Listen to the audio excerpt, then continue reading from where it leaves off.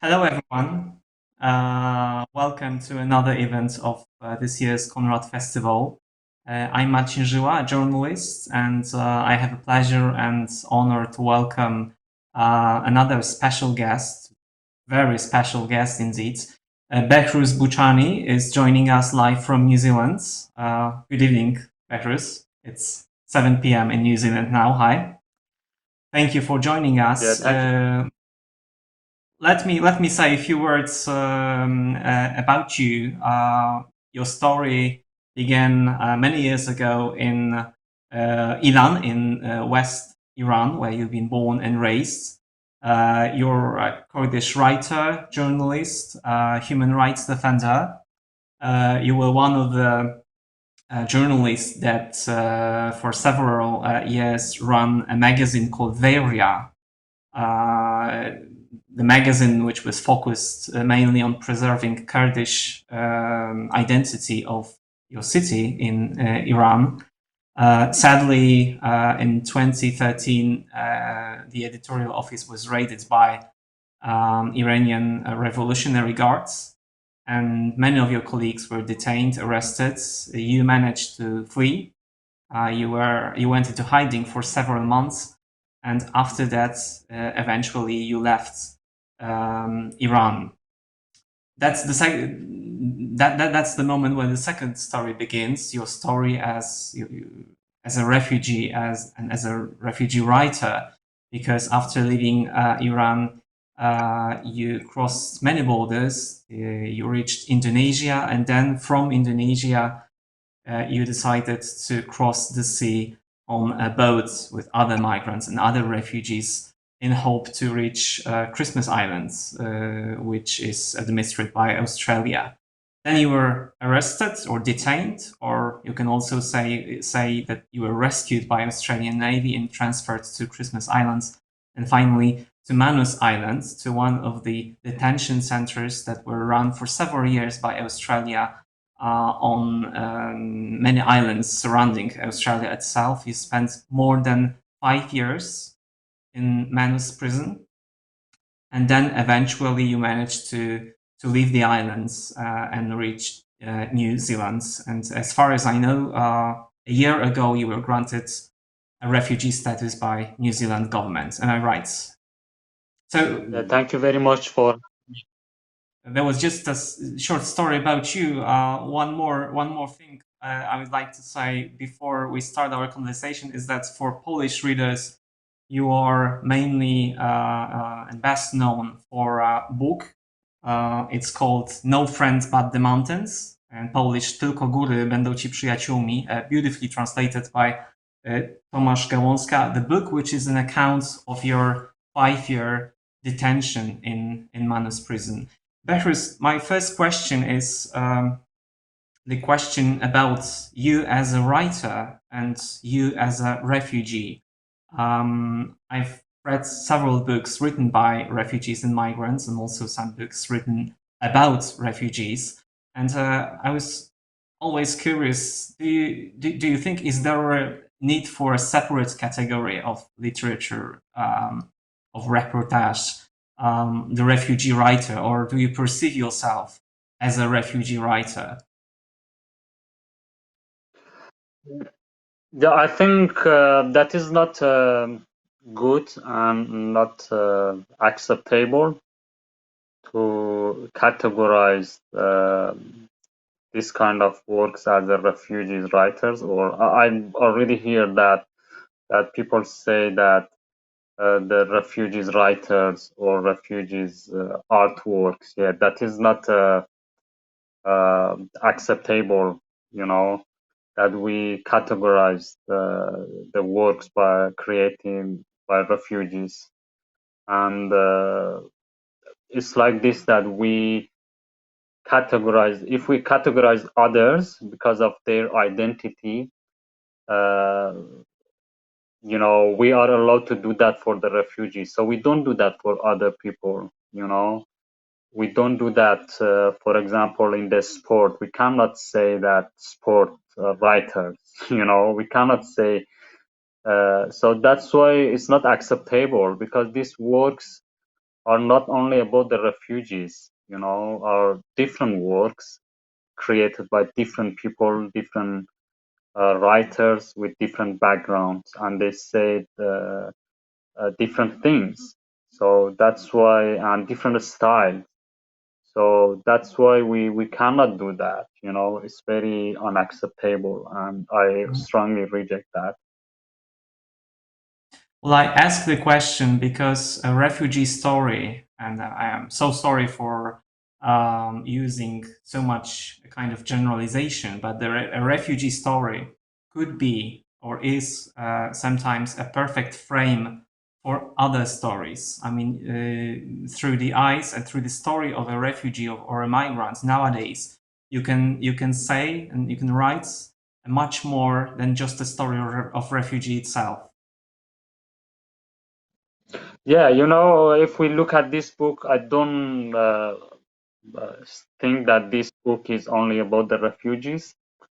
This book is not only about the refugees. This book is mostly about colonization.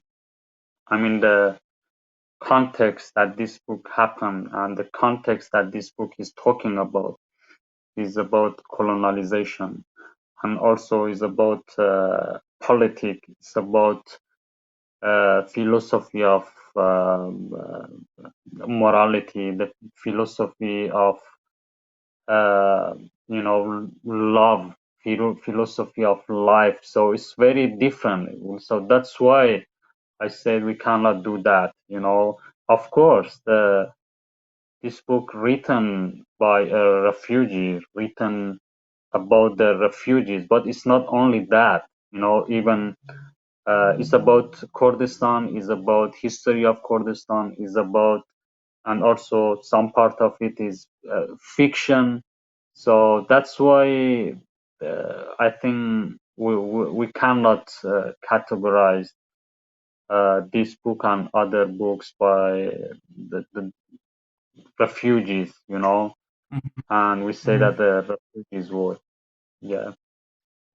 Well, of course, we are talking about the refugee or the refugee issue, but there's so much of the same kind of dilemmas, questions, while talking about other big issues nowadays, such as the climate crisis, minority rights, the danger of exclusion of certain social groups, even the pandemic, probably. What I can see as a journalist writing also about refugees and migrants is there's that huge disproportion between the intensity of the refugee voice, the voices of the refugee, the intensity of emotions they went through, and on the other hand, the reaction of the public, which is sometimes, well, pure silence or indifference, and sometimes the direction that leads to political divide or even ideological divide. So I was, because while reading your book, I had this strange kind of feeling, and it happened first time in my life, that I wasn't really sure if I read the voice, your voice, is it the whisper or is it the scream? Sorry, I couldn't understand your word, the last word. Do you think your voice, I mean, the way that you've written the book is more like a whisper, like a soft appealing to the public, or rather, as it was perceived by your journalist work, a kind of a scream from the prison? Yeah, actually, so we can look at this book in different perspective, different aspect. For example, for a Kurdish reader is different. This book, a Kurdish reader when read this book, look at this through the history of Kurdistan, the history of resistance in Kurdistan. For an indigenous person in Australia, look at it through the history of colonialization in Australia. For someone who is working with the refugees as an advocate or a journalist, just look at it at the book through that, you know. So we can have any reader can have their own look at it in their own way, yeah, you know. But and also for me as a writer of the book, I can look at it as like a challenge against the power structure, challenge against the propaganda and the dehumanization process of the refugees, you know, challenge against the system which designed to take the detainees and refugees' identity and reduce them to a number. So we can look at it in different ways, you know. So that's why I'm not, you know, agree to, you know, categorize the book or just look at it in just a particular perspective and aspect. So, and also in other way, we can look at it as a resistance by a detainee or someone who survived through writing, you know, or even we look at it as a political act, you know. So it's not only journalism work or literature work, you know.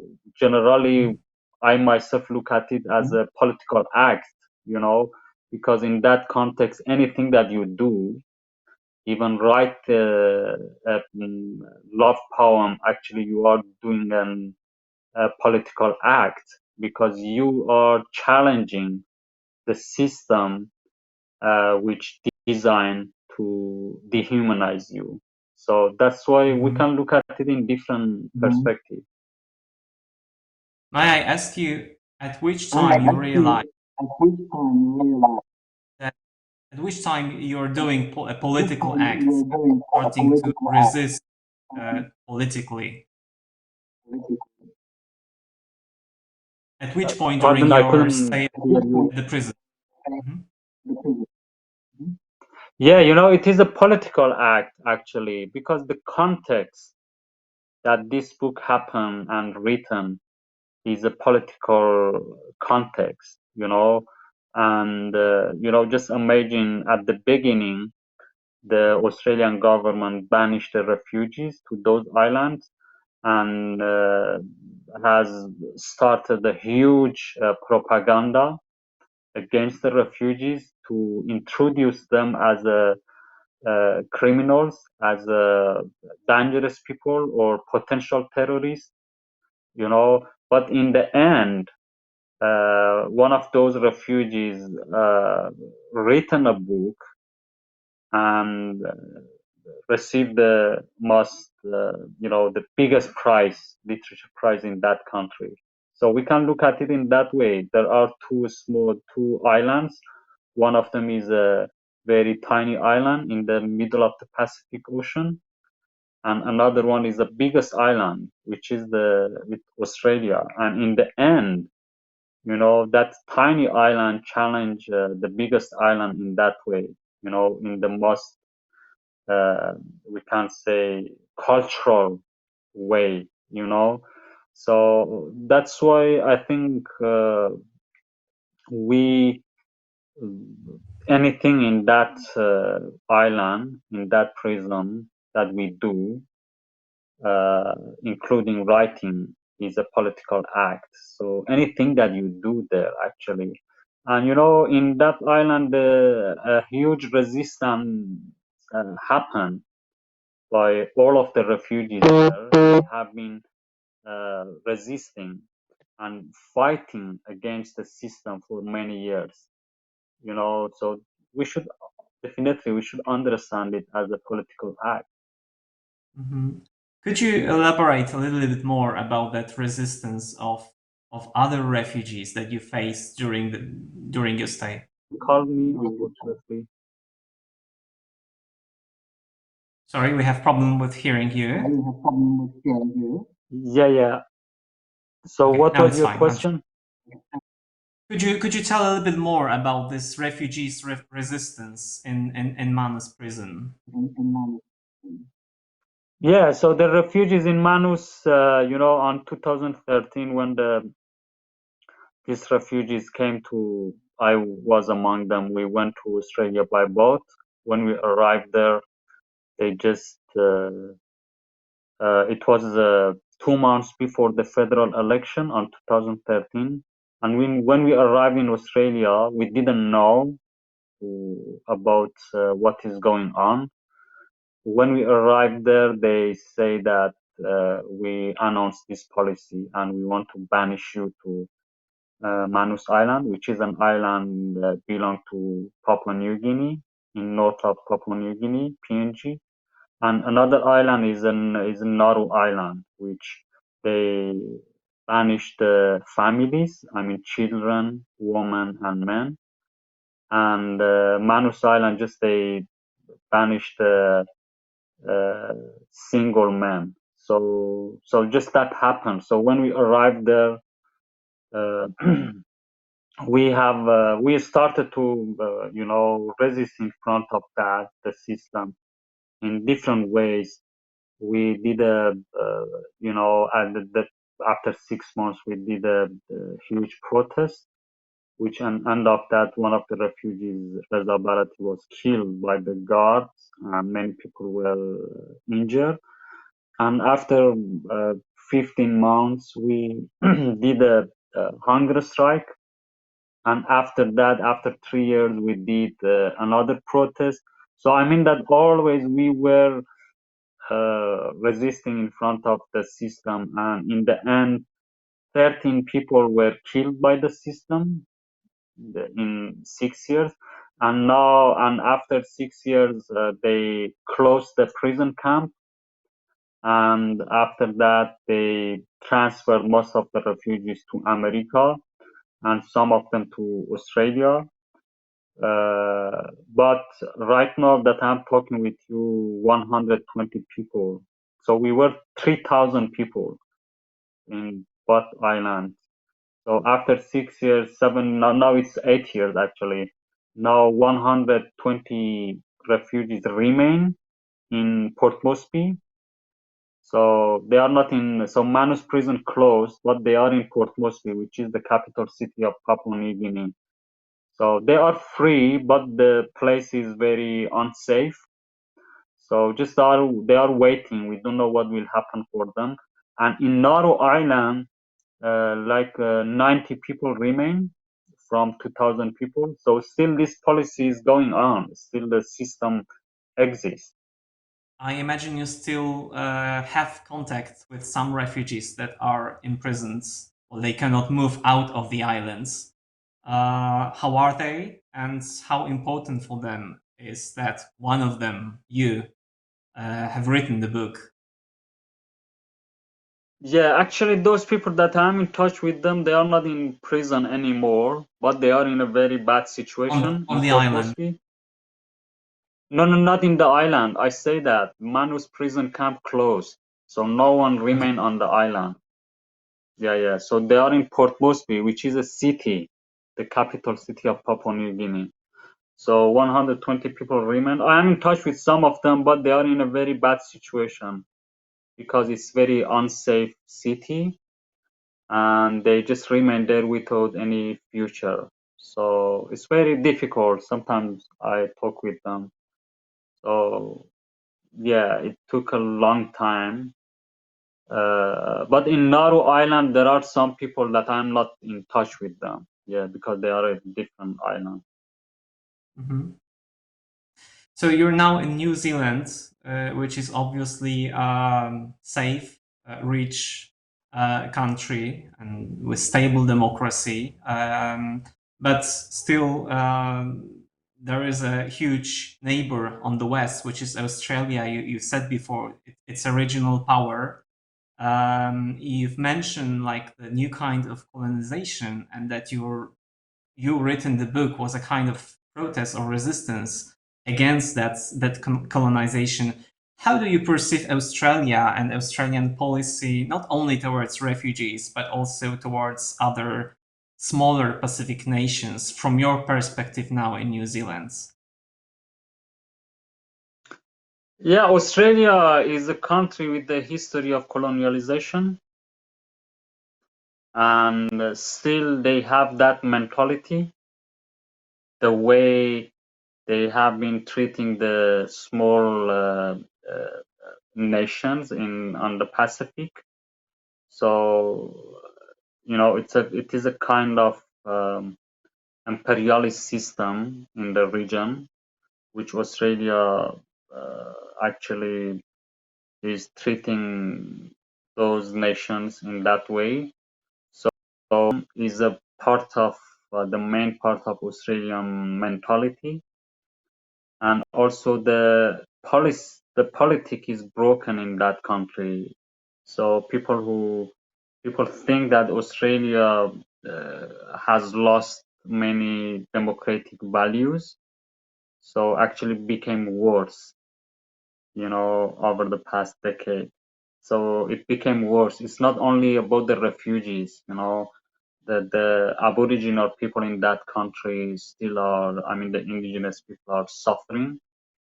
Still the systematic torture and systematic discrimination exists in that country. So actually it's very paradoxical country for me, you know, a very paradoxical and it's hard to understand Australia. You know, it's very uh, for me it's very strange country. You know, I don't understand something that they are doing. For example, with the refugees, it's enough after 8 years.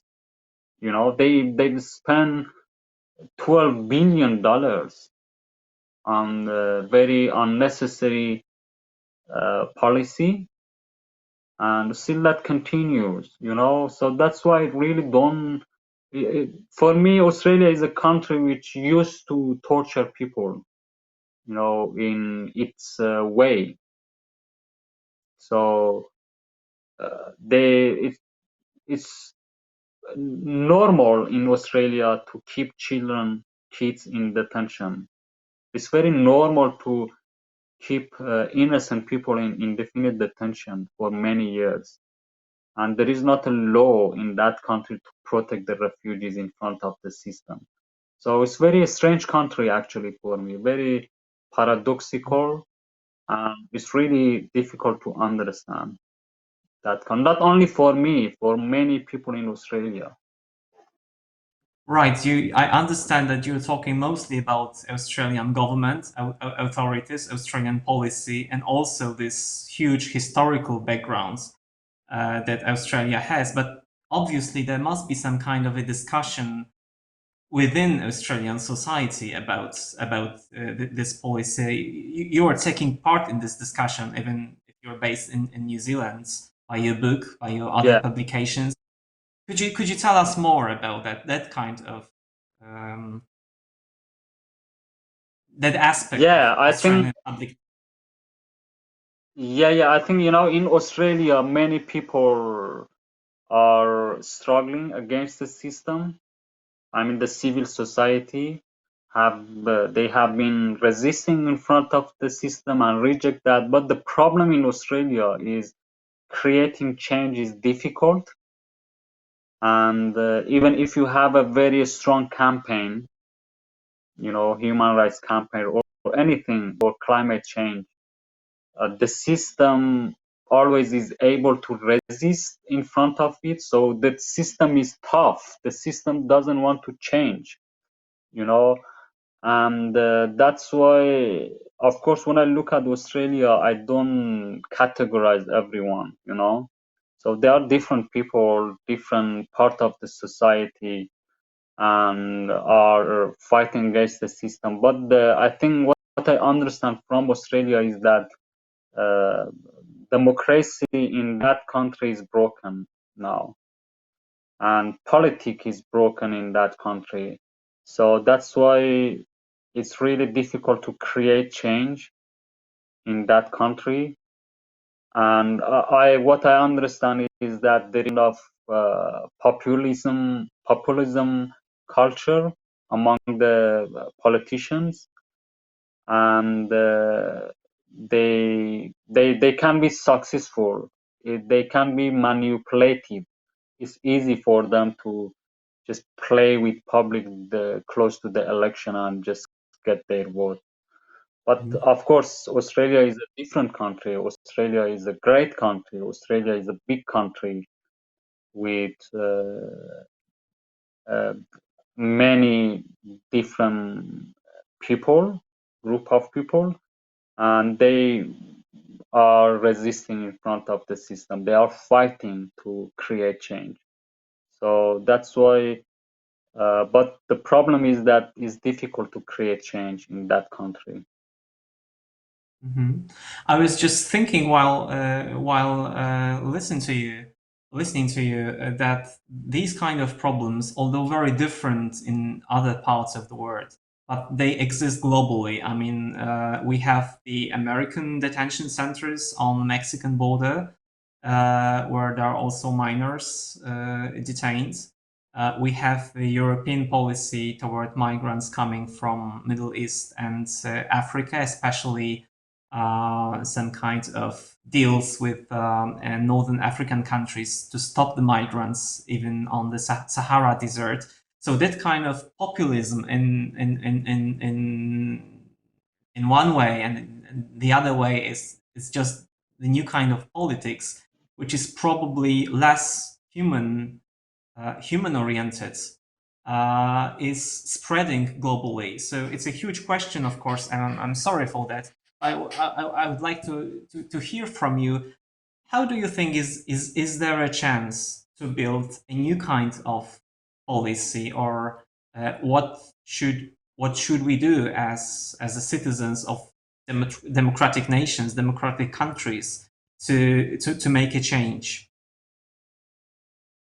You know, it's really the world has been messy recently, especially after Donald Trump got power in America, and I think that had a huge negative impact on the world and gave too much power to right-wing politicians. And but you know, in Australia, just I should add this, you know, I don't think that you find a country like Australia, the way they treat the refugees is the worst, I think, in the world.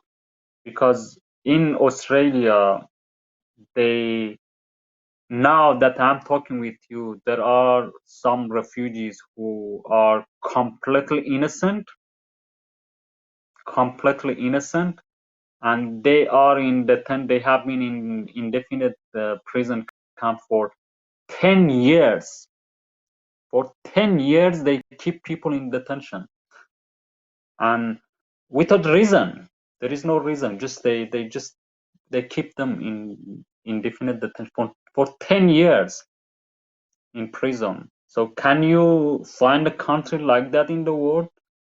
You know, that to you, and some people even for 11 years in Australia, 11 years, and they are completely innocent.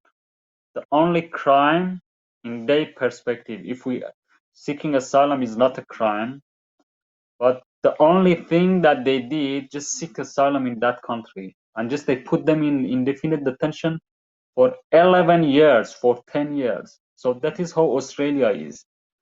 And but of course in the world now, it's really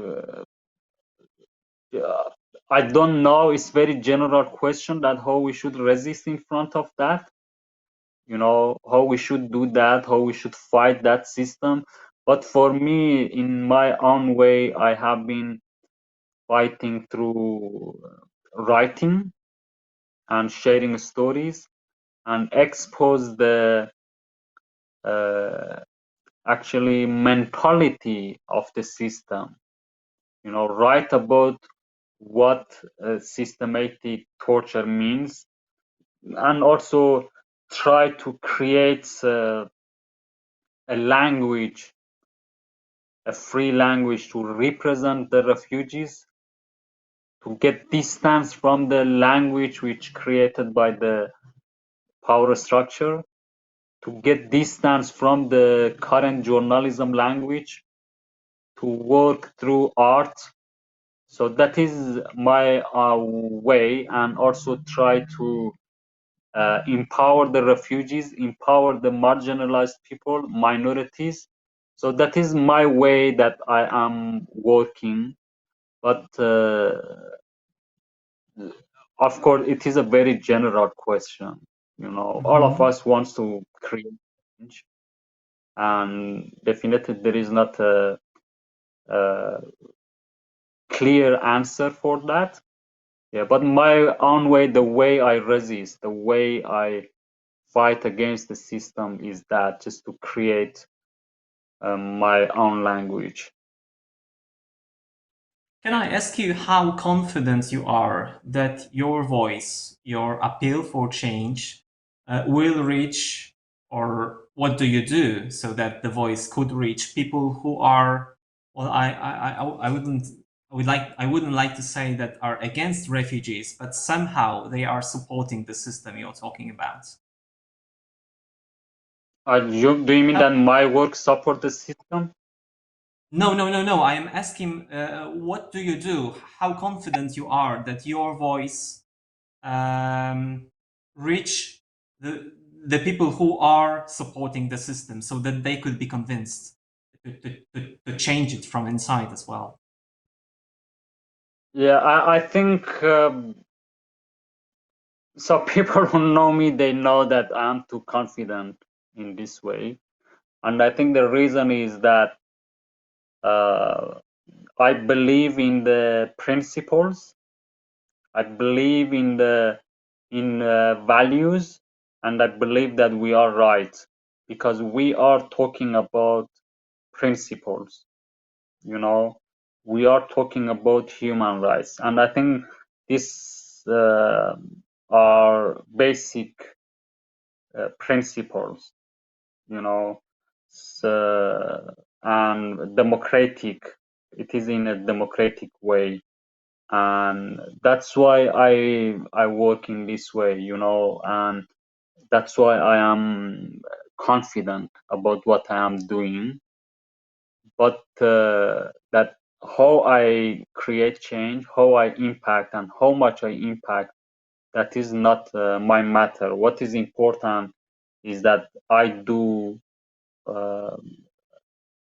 what I believe and what I think which is right. So just I'm working in that way, to create a fundamental change, which is creating our own language, our own concept and perspective.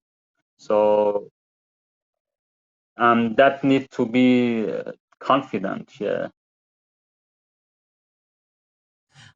I ask this question because also in Poland and in Central Europe, the refugee rights, but also the rights of many other minorities here, are deeply contested by powerful political parties, sometimes even by the states themselves.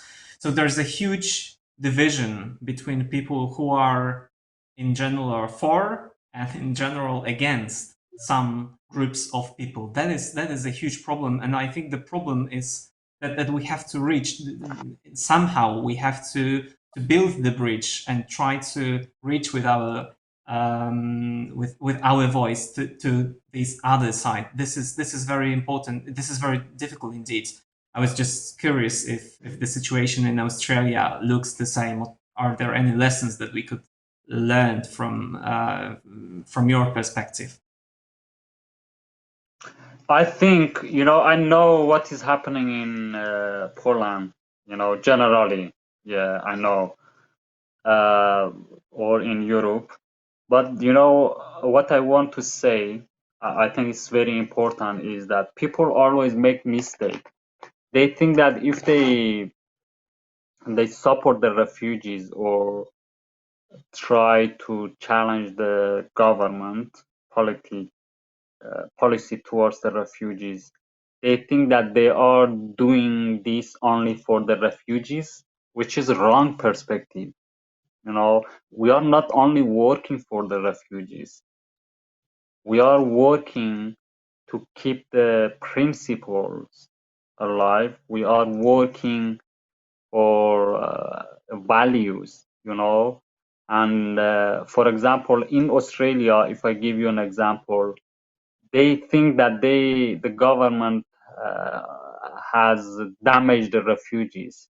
The government not only damaged the refugees, the government has damaged the principles in that country. The government has damaged democracy. The government has been treating the values. The government has been actually expanding and developing the dictatorship towards the refugees in other part of the society. So I mean, if we let the governments, the power structure to treat the refugees or minorities in a wrong way, in a dictatorship way, actually we let them to treat other citizens in that way on future.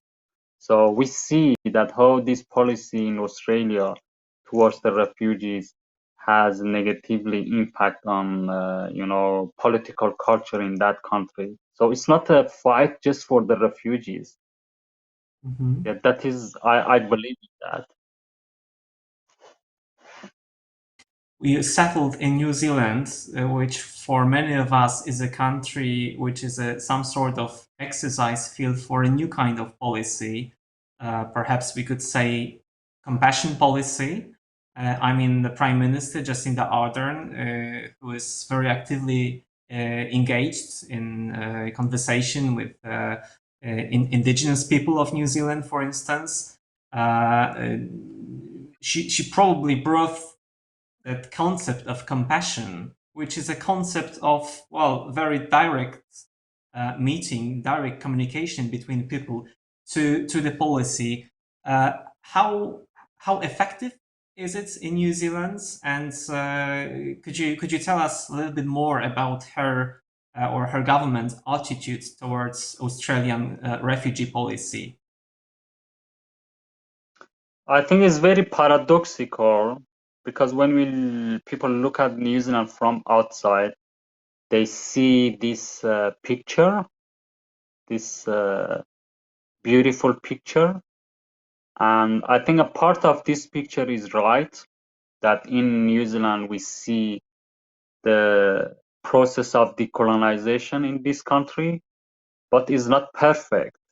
Still, there is a huge problem in this country, and it's not easy to create that fundamental change.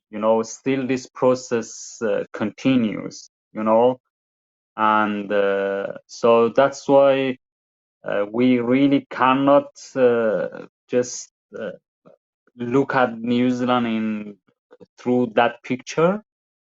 It's not a perfect picture. So in this country, definitely there are problems as well. It's not perfect, what I want to say. It's not perfect. I mean, with indigenous people and resistance. So, but the process of decolonization has started, and we see it, which is sometimes it's really incredible. Sometimes it's beautiful. Sometimes it's really it can be can inspire other countries. Sometimes we can introduce it as a model, how to treat the minorities, how to treat the minorities in the society, but it's not perfect, that's what I want to say. Still in this country there are huge problems as well, but I think we can use and introduce New Zealand as a model which created or is working on a new way, of politics and that you say compassion policies. But regarding the refugees, I think New Zealand doesn't accept many refugees, just per year 1,500, which is not a big number that we give a huge credit to New Zealand, you know, even compared to Australia. Still Australia that we are talking about it, Australia accept more refugees. So that's why I think we cannot really be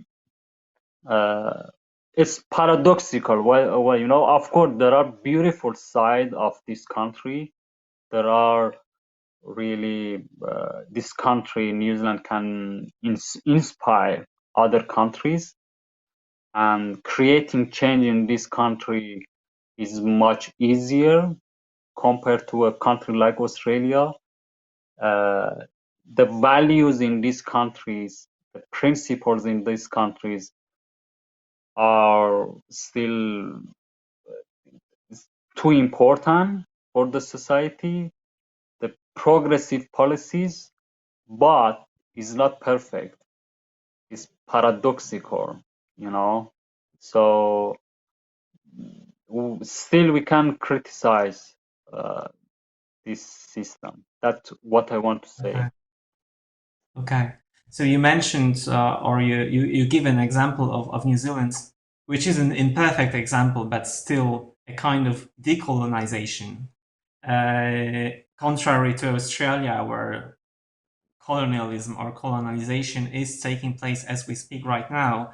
Can I ask you more about it? I mean, do you think that process of colonization uh, has a continuity with the past, or it's just some sort of a new colonization that began a couple of years ago in terms of refugee politics, in terms of the changes regarding populism? Is it still the same kind of colonialism we are talking about, and we read and have written hundreds of books about it, or is it a completely new phenomena that should be No, studied? definitely. Definitely in Australia, I mean, the policy towards the refugees established on colonialism mentality and history of colonialism in Australia. So I mean that they reproduce it towards the refugees, you know. And sometimes I think that it is a classic version of colonialism, because they are obviously using those islands as a land of exile. They are forcing those countries to have a role of you know, being a cage. Which country in the world want to introduce itself as a cage, as a prison, you know? And I don't think that people of Manus Island, people of Nauru want to have that role. But that is Australia which forced them, and that is a classic version of colonialism.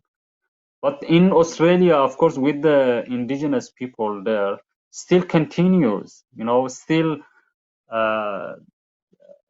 people are suffering, you know, still the, you know, still the indigenous people are in custody. They keep them in custody, you know. So we cannot say that that has stopped in Australia. Still continues, you know. So that is how Australia is. What happens? What was there any kind of single event or a process that established that new kind of thinking towards refugees in Australia, that established that new kind of colonialism? What was the reason?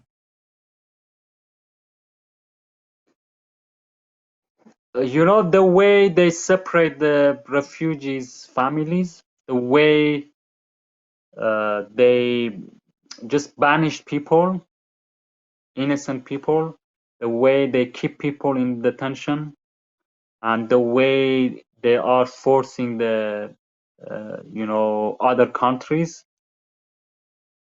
to accept the refugees, to accept to that Australia use their lands for as a land of exile, so all of that, if we look at it, has a roots in history of Australia, so I mean, that is the same mentality, same structure, same system which exists in Australia. The way the refugees don't have access to court, the way refugees left behind, the way refugees are out of law, the way refugees are out of sight, all of that happened in Australia and still is happening, with indigenous people. So I don't want to compare, just I'm talking about, of course, in history of Australia, the indigenous people have been resisting for hundreds years and they have been fighting. And we, as a new minorities in that country, we new marginalized groups in that country, marginalized people, we are learning from the history of resistance in Australia. We are relying on indigenous resistance in that country, and we are learning. We get support. Of course, the key people in that country are indigenous people who have been fighting and resisting against that system, for decades and decades, for hundreds years. But I mean, what I am going to say, just one thing: same mentality, Right. I was just thinking about the deal that you actually mentioned before. In exchange for thousands of refugees from Australia, the United States in 2016 sent refugees that came from Central America countries and from Mexico. So it was like exchange people, a group of people, one for another.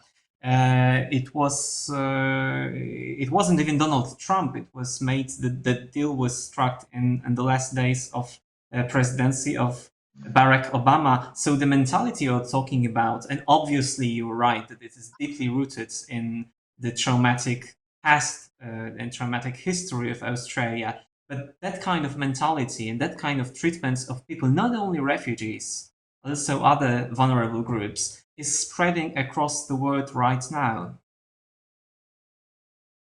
I think that is a huge problem right now because Australia became an example for other countries, and for example, for UK, for Denmark, Which was the second country in the world to allow offshore detention centers a couple of weeks ago, right? Yeah, exactly. So I mean, that is a huge problem right now that Australia became an example. That's why I say that it's not only a matter for just refugees, and also it's not only a matter for refugees in Manus Island and Nauru. Now we see that has spread around the world, and now it's getting bigger and bigger probably. And so in Europe we see in the islands in Greek, Denmark is doing that, UK is going to do that. So I mean, sometimes I say that we are living in the age of camp. So that's why I think we should talk about this. Manus Island is important. Nauru is important. This policy, what the Australian government has done, is important. We should share this story. We should learn from it. We should learn from the resistance of the refugees. We should learn from how this policy has impact on Australia, you know. So it's not just a matter of refugees. It can be a big example. You know, we should look at it in a big scale. Mm-hmm. Probably in order to not to create similar camps inside our societies as well. Yeah, exactly. So that's the thing I am talking about. That even, you know, in the society we have many prison camps, you know, or many systems, same as Manus prison system, you know. So it's not only a matter for the refugees. What I say is the original systematic torture that I'm talking about, the original one exists in Manus Island, and we should study that, we should understand, we should learn about it. But there are many prison camps and many systems society which are very similar to Manus, you know, even in the airports, in the hospital system, in the universities, you know, I see many similarity between the system in the universities with the, you know, Manus prison system. I don't say that they are same, but there are some similarity. You know, everywhere in the society, you know, this bureaucratic system exists everywhere. So I think that is important that we learn. So Manus prison is not only a matter for the refugees, and we should understand it beyond just that prison. Mm-hmm.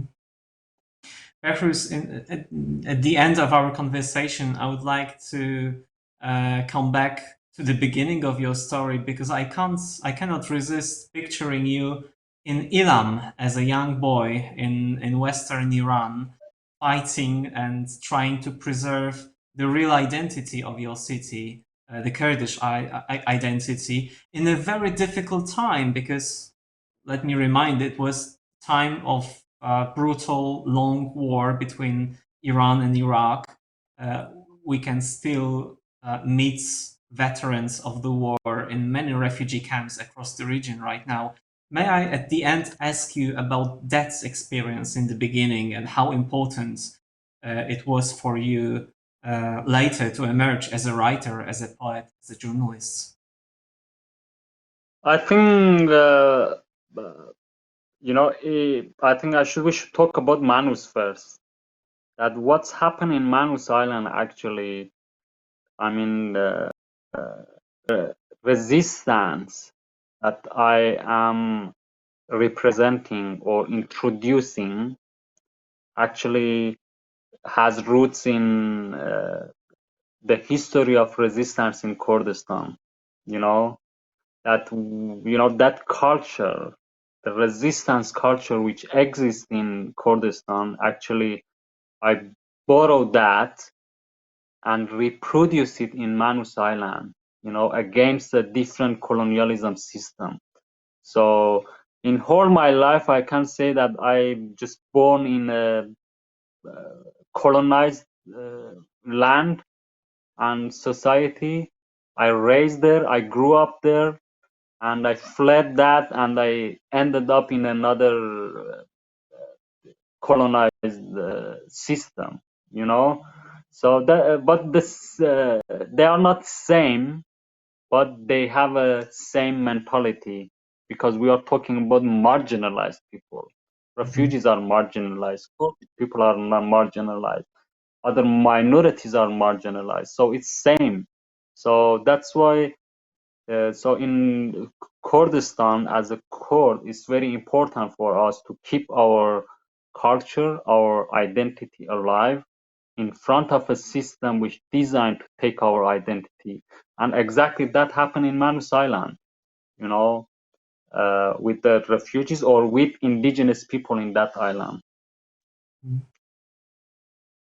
Behrouz, I would like to wish you that someday you will be able to come back to your city in Iran, and that you will be able to cross many borders that are actually now closed just ahead of you and ahead of thousands of hundreds of thousands of people across the world. So thank you for this conversation and thank you for your book.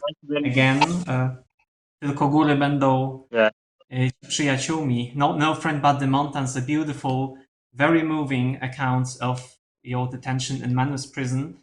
We will take these lessons from Manus prisons with us. Thank you again and good luck with your struggle with the system. Thank you so much. Yeah, thank you very much. Thank you.